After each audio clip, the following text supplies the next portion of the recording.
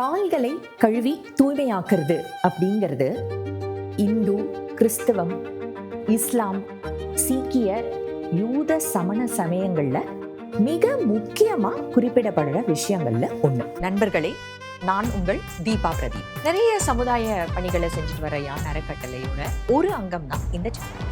தமிழ் மொழியையும் நம்முடைய இலக்கிய செழுமைகளையும் பரப்புற நோக்கத்தோட எந்தவித லாப நோக்கமும் இல்லாம யான் தமிழ் சேனல் செயல்பட்டு வருது.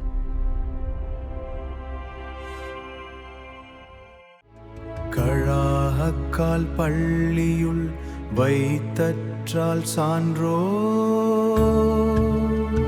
குழாத்து பேதை புகழ். பேதமை அதிகாரத்துல வர்ற திருக்குறள் இது. சான்றோர் நிறைந்திருக்கிற அவையில ஒரு பேதை நுழைவது அப்படிங்கிறது மிதிக்க கூடாதத மிதித்து விட்ட காலோட ஒரு இன்பமான நிகழ்ச்சி நடைபெற சபையில நுழைறத போல என்றும், கழுவாத கால படுக்கையில வைப்பத போன்றது அறிவில்லாதவன் அறிஞர் சபையில பேச முற்படுவது என்றும் பற்பல அறிஞர் பெருமக்கள் உரை எழுதி இருக்காங்க. ஆனா இந்த குறளுக்கு எழுத்தாளர் ஜெயமோகன் அவர்கள் தர்ற விளக்கம் இந்திய பண்பாட்டினுடைய ஒரு நுட்பமான தகவலையும் நமக்கு சேர்த்து விளக்குது.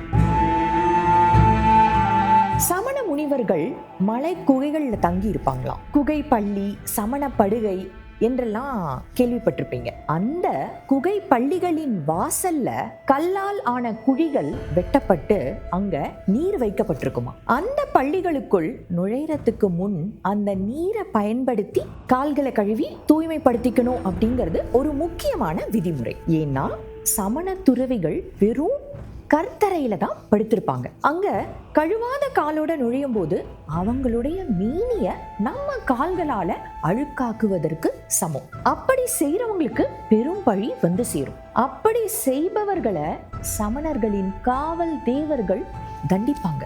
இஸ்லாமிய மரபுல கூட உளு அப்படின்ற கால் கை முகம் கழுவும் சடங்கு இருக்கு. கால் கழுவாம பள்ளிவாசலுக்கு நுழைறது எப்படி ஒரு இஸ்லாமியர் தவறாக கொள்வாரோ அந்த மாதிரி தான் சமணர்களும் நினைச்சாங்க. பேதை அறிஞர் சபையில நுழைறது அப்படிங்கிறது அறிஞர்களை அவமானப்படுத்துவது மட்டும் இல்லாத தனக்கே ஒரு தண்டனையும் பழியும் தேடிக்கொள்றது மாதிரி அப்படின்னு வள்ளுவர் கூறுவதாக நம்முடைய ஜெயமோகன் கூறுகிறார். திருக்குறள் ஒரு நீதி நூலோ கவிதை நூலோ மட்டும் இல்லைங்க, அது ஒரு பண்பாட்டு நூலும் கூட.